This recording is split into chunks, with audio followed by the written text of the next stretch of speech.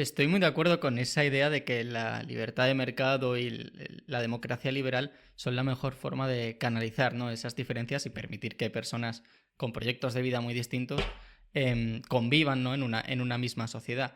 Pero al mismo tiempo creo que debe existir algún punto en común, ¿no?, entre todas esas sociedades que han adoptado ese sistema y en las que ha funcionado ese sistema, ¿no? Porque si no fuera así, por ejemplo, hemos visto muchos experimentos en los que se ha intentado exportar el modelo democrático a otros países y ha fracasado ese intento. ¿Cuál cree que es ese elemento, ¿no? ¿O cuál cree que es ese ingrediente que permite que en unos lugares prospere y en otros lugares sea un fracaso absoluto? Esto nos llevaría a un punto que es más, un punto muy divertido, nos gusta mucho a los filósofos de la política, pero que es más filosofía moral. O sea, fíjate, Daniel, porque no quiero perder el foco de la pregunta política, porque lo que yo afirmo en el libro no es que no haga falta ningún tipo de consenso previo ni de ningún acuerdo previo para la política. Yo no digo eso. Yo digo, ¿qué sucedería o qué ha sucedido en la historia cuando no lo ha habido? Entonces, ¿qué hacemos? Me explico.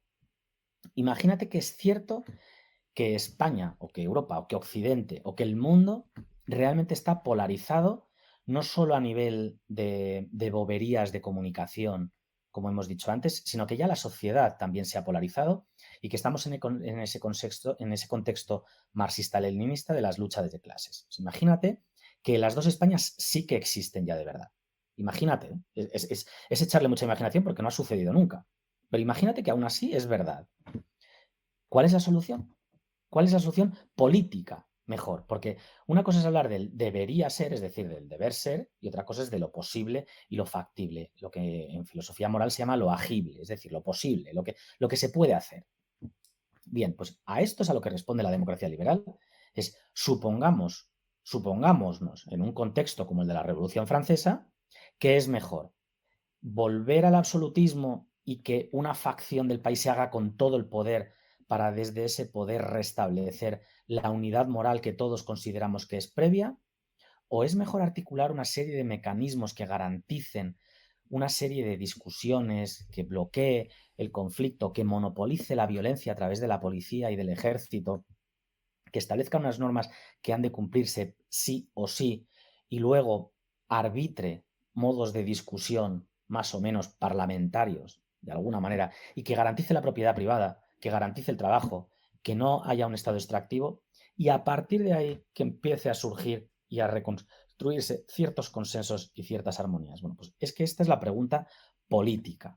Política. Ahora, tampoco me importa entrar a tu pregunta, ¿eh? Lo que pasa es que no quería perder el foco porque me ha pasado más y me he dado cuenta que quizás escribiendo el libro no haya sido del todo claro, porque algunos han entendido que lo que yo quiero decir es que no hacen falta requisitos morales previos. Yo no digo eso. Yo lo único que quiero decir es que, y si no los hubiese, ¿qué solución política se te ocurre? ¿El absolutismo o la democracia? Dime, ¿cuál de las dos prefieres? Porque no hay otra. No se nos ha ocurrido otra. Entonces, yo esto es lo que quiero decir. Yo, incluso en el peor de los supuestos, creo que es más eficaz, que funciona mejor la democracia liberal al absolutismo. Yo no quiero la vuelta de los líderes fuertes, cosa que, por cierto, me asusta bastante en lo que estoy viendo. No me gustan los hombres fuertes. Dicho esto, tu pregunta es, bueno, pero ¿qué requisitos previos son necesarios? Bueno, pues esto es lo que toda la discusión y refinamiento sociológico de los primeros sociólogos del siglo XIX empiezan a hablar de sociedad, empiezan a hablar de país, empiezan a hablar de nación. Entonces, ellos se dan cuenta que los grupos, las agrupaciones humanas, necesitan de elementos comunes para designarse como tales. Es decir, que una agrupación humana no es simplemente la bolsa de la basura a la que echas cualquier cosa y porque están ahí, coinciden en el mismo sitio, lo son. Entonces, toda agrupación humana tiene elementos comunes que son reconocibles por todos. Bueno, pues eso es lo que es necesario para la convivencia, unos ciertos elementos comunes reconocibles por todos, que son los que luego, cuando se trasladan a la ley, son reconocidos como aquellos que han de ser garantizados y como aquellos que han de ser prohibidos. Es decir, que un pueblo se tiene que poner más o menos de acuerdo en qué quiere prohibir y en qué quiere permitir, más o menos. Si no hay absolutamente nada en común, que sería un caso de ciencia ficción, porque ya te digo que es imposible que haya una sociedad humana en la que no hay nada en común. Si no hubiese nada en común, sería un problema legislar, efectivamente. Pero vamos, eso es un caso de laboratorio, es que no ha existido jamás un caso así. Lo que sí que surge hoy, Daniel, que es la gran diferencia, que esto lo decía ya Benjamin Constant, en la libertad de los modernos y de los antiguos, es que hoy en día los modelos de sociedad han cambiado. Las sociedades griegas eran muy integradas, eran muy parecidas, pero es que esta fue la causa de su desaparición. Entonces, los ideólogos de Atenas y de Esparta se olvidan que es que Atenas y Esparta desaparecieron porque eran así. O sea, que es que era insostenible que fuesen así, pero vamos. En su momento de gloria y de esplendor, Atenas y Esparta eran sociedades integradas. ¿Qué es lo que sucede? Que ahora vivimos en sociedades plurales, sociedades que no están tan integradas, no están tan fuertemente integradas, porque tú ahora mismo, tú estás en un colegio mayor, yo estoy en una universidad y es que tengo alumnos que vienen de todas partes, y es que además vienen de partes cada vez más lejanas, es que ya tengo alumnos orientales, tengo alumnos que vienen de América, esto en la época de mis abuelos no era así, pero luego tienes las grandes ciudades, Madrid, Chicago, Los Ángeles, Pekín, son sociedades muy plurales, con mucha movilidad, y esto en parte ha cambiado por la tecnología, en parte por las creencias, en parte por la historia. Entonces, es un hecho. Entonces, aquellos que añoran el pueblo de sus padres no saben lo que dicen, porque es que no soportarían vivir en el pueblo de sus padres, durarían muy poquito. Esas comunidades que propone Rodríguez en la opción benedictina, históricamente, cuando se han puesto en práctica, son inviables y como mucho le aguanta la primera generación, la segunda generación ya se ha ido, porque de facto vivimos en sociedades desintegradas. Entonces, la pregunta política es cómo organizarnos en una sociedad desintegrada. A mí me resulta muy curioso porque la crítica, ¿no?, a la democracia liberal muchas veces plantea, ¿no?, estos proyectos nacionalistas, homogeneizadores. Y claro, tal vez lo que nos caracterice como civilización, o una de las cosas que nos caracterice como civilización, es precisamente que hemos decidido o que tenemos esa voluntad, ¿no?, de entendernos como diferentes y que hemos aceptado integrar esas visiones distintas dentro de nuestro sistema político, ¿no? Bueno, me alegra mucho que preguntes esto, porque en realidad esto que acabas de decir es lo que yo quería decir. No sé si he conseguido ser claro o no, pero justo esto que acabas de decir tú es lo que más me importa del libro. Lo que pasa es que no quería dejar de hacer análisis político, pero es verdad que los hay que plantean como ideal la ciudad integrada griega. Yo digo, es que primero es imposible, con lo cual, si hablamos de política, si algo es imposible, lo descartamos automáticamente, porque como te decía antes, la política es el ámbito de lo agible, de lo actuable, de lo posible, con lo cual, si es imposible, ya no hablamos. Con lo cual, las sociedades integradas, estilo idealizado espartano, son imposibles, con lo cual, descartables.